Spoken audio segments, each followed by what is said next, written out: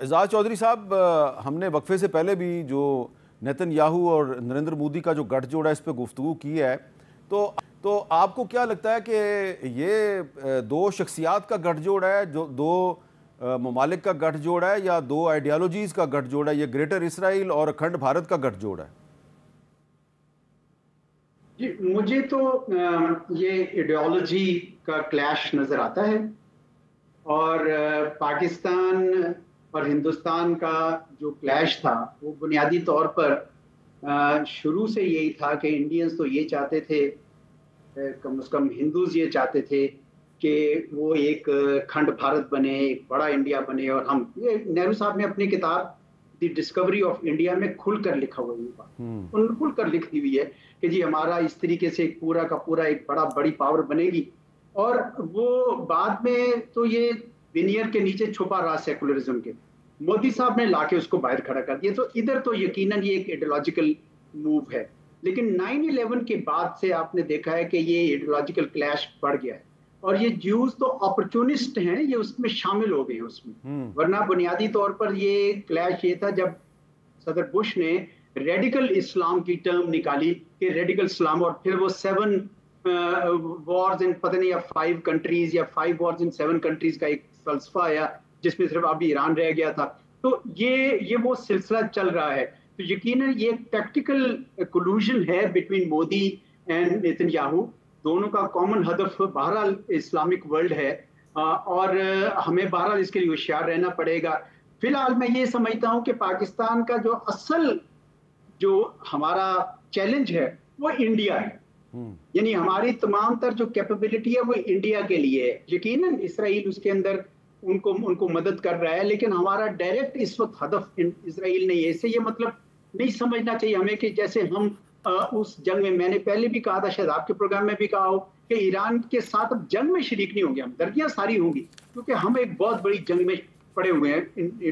اور وہ یہ ایڈیولوجیکل وار ہے، وہ کوئی چھوٹی وار نہیں ہے، وہ صرف یہ ٹیکٹکس کی وار نہیں، یہ بڑی لمبی چوڑی جنگ ہے. اس لیے پاکستان رہے گا ان کے ساتھ پیسفلی، انڈیا کے ساتھ، اگر وہ پیسفلی رہنا چاہتے ہیں. لیکن اگر وہ جنگ کرنا چاہتے ہیں تو مجھے لگتا ہے کہ راستہ جنگ کافی لمبی ہوگی. اچھا مشاہد صاحب، یہ جس طرح کہ ایران کا جو نیوکلیئر پروگرام ہے وہ اسرائیل کی آنکھ میں کھٹکتا ہے، تو اسرائیل کو پاکستان کے نیوکلیئر پروگرام سے کیا پرابلم ہے؟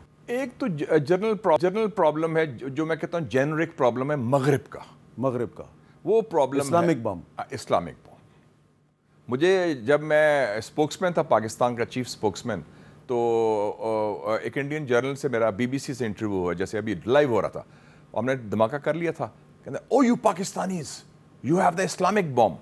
میں کہ general I never realize that bombs also have religions. By that reckoning India has the vegetarian bomb. مطلب وہ نہیں کہتے کہ Hindu bomb, Christian bomb, Marxist bomb, Maoist bomb, Islamic bomb. یہ لیبل لیا، ان کو تکلیف ہوتی ہے. اور مجھے صدر اردوغان نے بتایا تھا جب میں ان کو ملنے گیا، جب ان کے خلاف کو ہوا، ناکام ہوا، تو میں ڈیلیگیشن لے کے گیا، ہم نے سپورٹ کیا. ان سے کوئی 1.5 گھنٹہ ملاقات ہوئی. اردوغان صاحب نے کہا کہ مجھے فرانس کے صدر نے کہا تھا، میں نے ان کو مشورہ دیا، میں کہ آپ وقت ضائع نہ کریں یورپین یونین کا، کیونکہ اس سے کرسچن کلب آپ کو کبھی ایڈمٹ نہیں کریں گے، ترکی مسلمان ملک ہے. اس نے کہا یہ بات آپ بالکل ٹھیک کہہ رہے ہیں. مجھے ایک فرینچ نے کہا تھا لیڈر نے کہ ہمیں غلطی ہوگی کہ پاکستان نے نیوکلیئر بم بنا لیا، کیونکہ ہم افغان جہاد میں مصروف تھے سوویت یونین میں، تو ہماری نظر وی ڈڈنٹ ہیو دا آئی آن دا بال. آئندہ ہم کسی مسلمان ملک کو نیوکلیئر صلاحیت نہیں بننے دیں گے، فل اسٹاپ.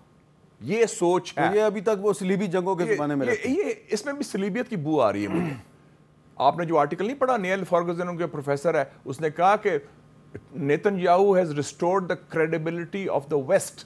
ویسٹ کا کیا تعلق ہے یار، گورستان کا کیا تعلق ہے؟ تو یہ اصل میں، اور آپ کو پتہ ہے جب آٹومن امپائر ختم ہوئی تھی تو فرینچ جنرل گرو گیا تھا ڈماسکس 1920 میں. اس نے کیا کہا تھا کہ سب سے پہلے میں صلاح الدین ایوبی کی قبر جا کے جاتا ہوں. ان کے او سیلاڈین وی ہیو ریٹرنڈ، او صلاح الدین ہم واپس آ گئے ہیں.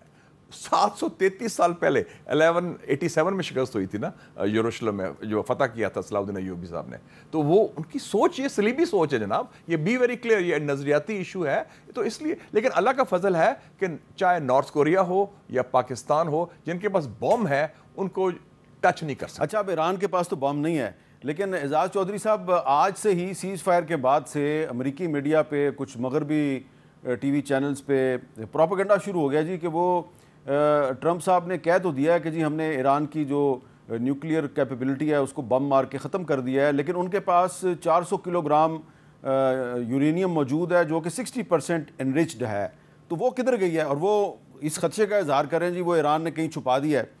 اور ایران کے جو اخبارات ہیں، یہ میرے پاس ایران ڈیلی کی ہیڈ لائن ہے، یہ بھی کہہ رہے ہیں جی کہ Iran's indigenous nuclear technology imperishable by attacks, اس کو کوئی نقصان نہیں ہوا، IRGC کی انہوں نے سٹیٹمنٹ دیا ہے۔ تو یہ کیا آپ کو لگتا ہے کہ ٹرمپ کے اعلان کے باوجود کہ ہم نے ایران کی نیوکلیئر کیپیبلٹی ختم کر دی ہے، اس کے باوجود اب ایران کے ساتھ ساتھ اور ملکوں کے خلاف بھی پروپیگنڈا شروع ہو جائے گا؟ ہو سکتا ہے، لیکن میرا خیال ہے کہ ایران کے پاس اس وقت 2 آپشنز ہیں جی۔ ایک آپشن تو یہ ہے کہ وہ ان سے کہیں گے امریکنز کے ساتھ کہ جناب آپ ہمارے خلاف سینکشنز اٹھائیں تو ہم دوبارہ اس ڈیل کو ریوائیو کرتے ہیں۔ ان کی نیگوشیٹنگ پوزیشن اس وقت اسٹرانگ ہے، شاید وہ یہ کہیں۔ لیکن اگر امریکنز اس راستے پہ نہیں جاتے تو میرے خیال میں یہ اپنے راہبر کو پرسویٹ کریں گے کہ آپ ہمیں نیوکلیر بم بنائیں، کیونکہ دنیا میں یہی دیکھا گیا کہ جس کے پاس نیوکلیر کیپیبلٹی ہے اس کو کوئی اس کے ساتھ کوئی چھیڑخانی نہیں کرتا ہے۔ یہی 2 آپشنز ہیں۔ اس لیے میں کہہ رہا ہوں سینکشنز کا، کیونکہ ایران کے اوپر 45 سال کی سینکشنز نے ان کے جو عوام ہے نا ان کی اقتصادی طور پر بڑے مسائل پیدا کیے ہیں، اس لیے وہ جینوئنلی چاہتے ہیں کہ یہ سینکشنز اٹھ جائیں۔ اور اگر وہ امریکہ نہیں مانتا تو میں سمجھتا ہوں کہ وہ ایرانی ضرور جائیں گے اس راستے پہ، وہ بنانا چاہیں گے، کیونکہ یہ ان کی بقا کے لیے بہت ہی اب ضروری ہو گیا۔ اور اگر ایرانی اس راستے پہ چل نکلتے ہیں، یہ پھر میں مانتا ہوں، تو پھر کیا سعودی اور کیا مصری اور کیا وہ سب کے سب اس طرف آنا چاہیں گے۔ تو یہ نیوکلیئر نان پرولیفریشن کو بہت بڑا دھچکا امریکہ دے سکتا ہے اگر اس نے یہ کام نہ کیا۔ میرے خیال میں آج بھی موقع ہے کہ اب امریکہ جو ہے وہ جینوئنلی اور سنسیئرلی قسم کی نیگوشیشنز کرے، سینکشنز اٹھائے ایران کے اوپر سے۔ ان کے لوگوں کو انہوں نے بڑی سزا دی ہے 45 سال سے، یہ میرے خیال میں ٹھیک نہیں ہے۔ اچھا، میں ادھر اگر ایک کامنٹ وہ بھی دے دوں جو اس وقت آپ مشاہد صاحب سے بات کر رہے تھے، اسلامک فارم جو ہے نا پاکستان اب بہت حساس ہے اس معاملے میں۔ یہ ہماری وہ اپنی دفاعی صلاحیت ہے، اور صرف ہمارے مشرق سے جو جارحیت ہوتی ہے اس کو روکنے کے لیے۔ اس وجہ سے اس کے اوپر کبھی کوئی کنفیوژن نہیں ہونے دینی چاہیے۔ اگر کوئی بولتا بھی ہے کم از کم، میں جب تک سروس میں تھا میں اس معاملے میں بڑا کھل کے بولتا تھا، یہ صرف اور صرف دفاعی صلاحیت ہے اور ہندوستان کی جارحیت روکنے کے لیے، جو الحمدللہ ابھی تک کامیاب ہوئی ہے۔ تو یہ اس لحاظ سے اس کو ہم اسلامی دنیا کا بم نہیں کہہ سکتے۔